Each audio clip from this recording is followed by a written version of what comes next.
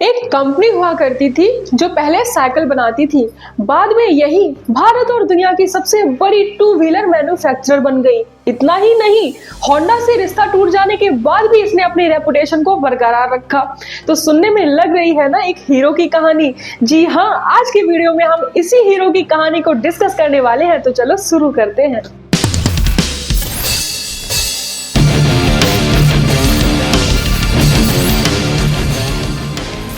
1970s में जब India closed economy था, उस वक्त भारत की सड़कों पर स्कूटर दौड़ते थे।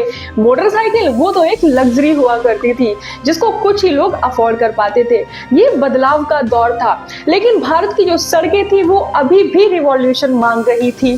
तो ऐसे समय में हीरो साइकिल्स के जो को फाउंडर थे वो एक ऐसा सपना देखते हैं जिसमें वो भारत की इन्हीं सड़कों पर मोटरसाइकिल दौड़ाना चाहते थे।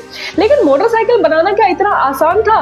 बिल्कुल भी नहीं, क्योंकि टेक्नोलॉजी थी वो फॉरेन थी और कोई भी विदेशी कंपनी यहाँ पर आकर इन्वेस्ट नहीं करना चाहती थी, क्योंकि भारत की इकोनॉमी भी बहुत ज्यादा वीक थी उस समय। तो ऐसे समय में ब्रजमोहन लाल को अपना ये सपना पूरा करने के लिए जरूरत थी एक पार्टनर की, जिसकी शुरुआत वो कर देते हैं। लेकिन फिर 1980s में इंदिरा गांधी की सरकार की वापसी होती है, जिसमें कि इंडस्ट्रियल पॉलिसीज को थोड़ा आसान बना दिया जाता है।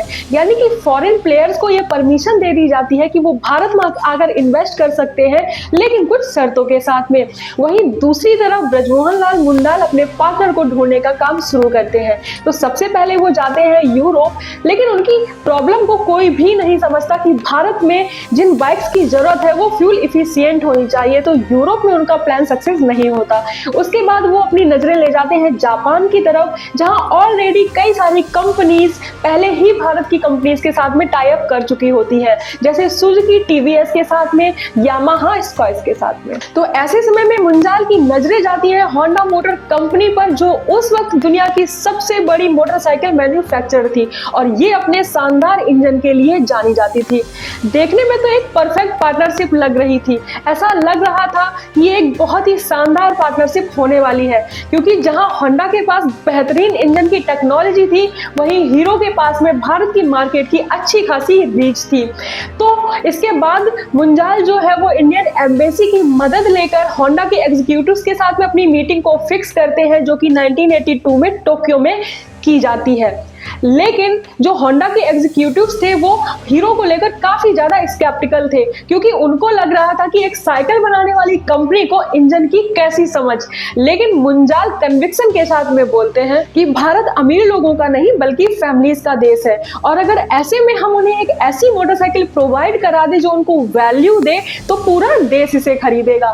तो जो होंडा के एग्जीक्यूटिव्स थे उनको इनकी ये बात बहुत ही ज्यादा इंप्रेसिव लगी, इनका विजन बहुत ही ज्यादा इंप्रेसिव लगा, और उन्हें यह भी समझ में आ गया कि कैसे मुंजाल को इंडियन सॉइल की कितनी ज्यादा नॉलेज है। तो उन्हें यह लगा कि उनकी ये पार्टनरशिप रंग ला सकती है। लेकिन अभी भी कुछ प्रॉब्लम्स थी। वो ये थी कि जो उस समय भारत की सरकार थी वो किसी भी फॉरेन कंपनी को यह अलाउ नहीं करती थी कि वो किसी भी भारतीय कंपनी में 26% से ज्यादा स्टेक रखे, और होंडा जैसी टेक्नोलॉजी ड्रिवन कंपनी के लिए इतने माइनॉरिटी स्टेक्स रखना काफी ज्यादा रिस्की हो सकता था। इसीलिए मुंजाल लगातार होंडा को यह यकीन दिला रहे थे कि टेक्नोलॉजी और डिजाइन पर पूरी तरीके से उनका कंट्रोल होगा, और Hero distribution, vendor network, customer relation, इन सारी चीजों को देखेगा। 1983 में उनके बीच में एक जॉइंट वेंचर साइन किया जाता है, जिसके बाद जन्म होता है हीरो होंडा मोटर्स लिमिटेड का, जिसका हेडक्वार्टर दिल्ली में होता है। 74% जो स्टेक्स थे वो हीरो के पास में थे, 26% स्टेक्स ऑब्वियसली होंडा के पास में थे। हरियाणा के धरवरा में स्थित इनके प्लांट से इनकी पहली बाइक 1985 में, जिसका नाम था सिटी 100, निकलती है, जो कि बहुत ज्यादा फ्यूल इफिशिएंट साबित होती है, और ये 80 kmpl का माइलेज भी देती है। उस समय इस बाइक की मार्केटिंग के लिए जो टैगलाइन यूज की जा रही थी वो थी fill it, shut it and forget it. Motorcycle ये वाली इतनी ज्यादा हिट साबित हो गई कि हर एक इंडियन फैमिली की पसंद बन गई।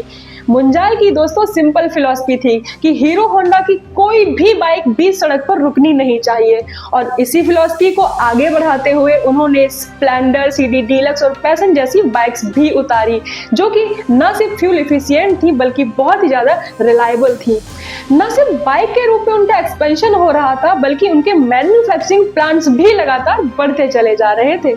हरियाणा की धरोहरा के बाद में उन्होंने गुरुग्राम और हरिद्वार में भी अपने मैन्युफैक्चरिंग प्लांट लगाए। जो हरिद्वार वाला प्लांट था ये एक समय में सबसे बड़ा 2 व्हीलर मैन्युफैक्चरिंग प्लांट था, जिससे हर 7 सेकंड में एक बाइक निकलकर तैयार हो रही थी। एक समय ऐसा आ गया था कि भारत की सड़कों पर हर दूसरी बाइक हीरो होंडा की बाइक थी। 3 दशकों तक लगातार हिट बाइक्स देने के बाद अब इनकी पार्टनरशिप में कुछ दिक्कतें आना शुरू हो गई। इन दोनों की पार्टनरशिप में दिक्कतें तो तब आने लगी जब होंडा इंडिया के 2 व्हीलर मार्केट में अपनी इंडिपेंडेंट एंट्री चाहने लगा, जिसकी बिगिनिंग उसने 2001 में कर भी दी। HMSI यानी कि होंडा मोटरसाइकिल स्कूटर इंडिया को लॉन्च करके, जिसके अंडर उसने एक्टिवा नाम की स्कूटी को लॉन्च किया। अब ये जो इनका मूव था ये हीरो से बिल्कुल भी अलग था, उनसे इसका कुछ भी लेना देना नहीं था। और जब ये स्कूटी इतनी बड़ी हिट साबित हो गई तो उनको ऐसा लगने लगा कि वो हीरो के साथ में कनेक्टेड क्यों रहे, जब अपनी वो बेस्ट टेक्नोलॉजी का यूज करके इंडिया के मार्केट को खुद ही कैटर कर सकते हैं। वहीं दूसरी तरफ हीरो के लिए मुश्किलें ये थी कि ये टेक्नोलॉजी के मामले में पूरी तरीके से होंडा पर डिपेंडेंट था, और अगर हीरो चाहे कि वो अपनी बाइक्स को भारत के बाहर भी बेचे तो इसके लिए उसको होंडा की कंसेंट की जरूरत होती थी, लेकिन ऐसी कोई भी परमिशन होंडा हीरो को नहीं दे रहा था। तो इसीलिए जो हीरो था वो भारतीय मार्केट तक ही सीमित हो चुका था, और जो होंडा था इसने अपनी लेटेस्ट जो टेक्नोलॉजी थी उसको भी हीरो के साथ शेयर करना बंद कर दिया था। लेटेस्ट इंजन को भी ये अपने HMSI नाम के वेंचर के लिए सिक्योर करके रख रहा था। इसके बाद 2007 और 8 में चीजें और भी ज्यादा इंटेंस तब हो गई जब हीरो अपनी बाइक्स को Latin America, south east Asia और अफ्रीका में एक्सपोर्ट करना चाहता था, लेकिन होंडा ने तो एक बार फिर से इस पर रोक लगा दी थी। फिर 2009 में मुंजाल फैमिली और होंडा के एग्जीक्यूटिव्स के बीच में टोक्यो में एक मीटिंग होती है, जहां पर होंडा के जो एग्जीक्यूटिव्स थे वो मुंजाल से कहते हैं कि अब समय आ गया है कि हमें अपनी इस पार्टनर को अंत देना चाहिए, हमें अपने रास्तों को अलग कर लेना चाहिए।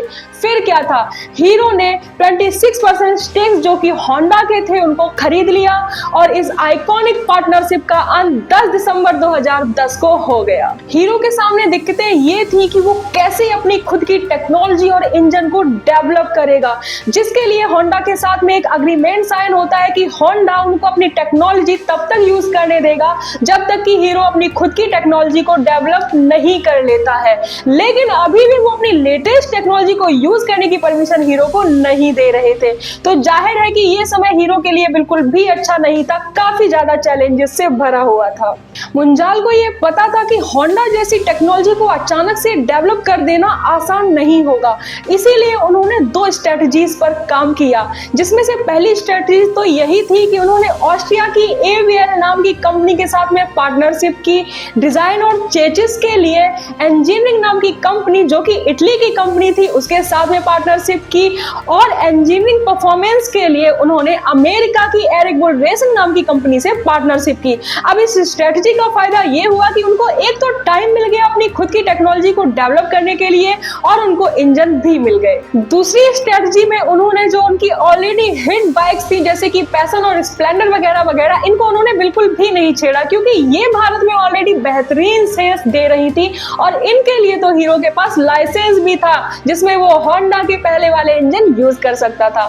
अब इन 2 बेहतरीन स्ट्रेटजीज का फायदा ये हुआ कि हीरो आज भी भारत का नंबर 1 2 व्हीलर मैन्युफैक्चरर बना हुआ है, और होंडा के बिना आज भी सरवाइव कर रहा है। वैसे देखा जाए मैं तो इस स्टोरी से बहुत ही ज्यादा इंस्पायर हो गई जब मैंने इसको सुना। तो आपको ये स्टोरी सुनकर कैसा लगा बताइएगा जरूर कमेंट सेक्शन में, और अगर अच्छा लगा हो तो एटलीस्ट एक इंसान के साथ में तो जरूर शेयर कर लीजिएगा। मिलते हैं आपसे नेक्स्ट वीडियो में, तब तक के लिए बाय बाय, राधे राधे सभी को, thank you so very much.